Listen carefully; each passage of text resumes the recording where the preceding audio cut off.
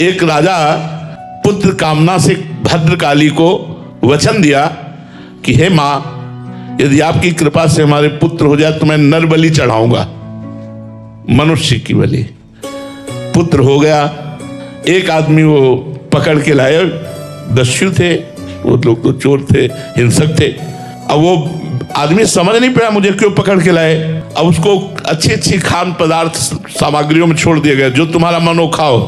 एक जगह गरम जलेबी खा रहा था, तो जलेबी जो खवा रहा था उसने कहा खा लो, कुछ मिनट बाद तलवार चलेगी तेरे गले पे। तो उसने कहा ऐसा? वो धीरे से बहाने से निकल गया। उसको पता नहीं था कि मेरी मृत्यु होने वाली, लेकिन जब पता चला तो भाग गया।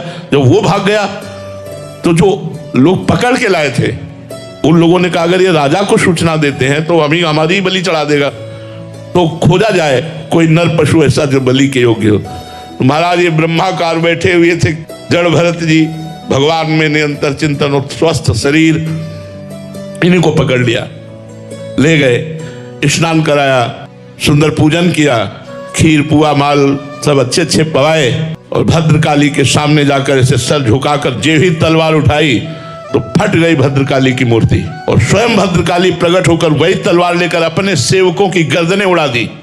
सीम की चाप सके को तासु, बड़ रखवार रमापति जासु। भगवान के भक्त की गर्दन उड़ा दे, भागवत में पढ़ के देख लो प्रसंग। अपने ही पुजारियों की गर्दनें उड़ा दी देवी जी ने, और भरत जी उठे चल दिए। भगवान के चिंतन में मग्न है, उनको पूड़ी हलवा खवाने में और तलवार चलवाने में कोई उनको फर्क नहीं था। देवी जी ने रक्षा कर ली, कोई धन्यवाद नहीं, कोई नमस्कार नहीं। अपनी यह अद्भुत स्थिति भगवान में तन्मय महापुरुष की स्थिति। तो जो भगवान का दास है उसका कोई बाल बाका नहीं कर सकता। भगवान देवी रूप में है, स्वयं प्रकट होकर के, और अपने पुजारियों की गर्दनें उड़ा दी, लेकिन भरत जी के खरोच भी नहीं आने दी। भागवत में प्रसंग पढ़ लो, भरत चरित्र में।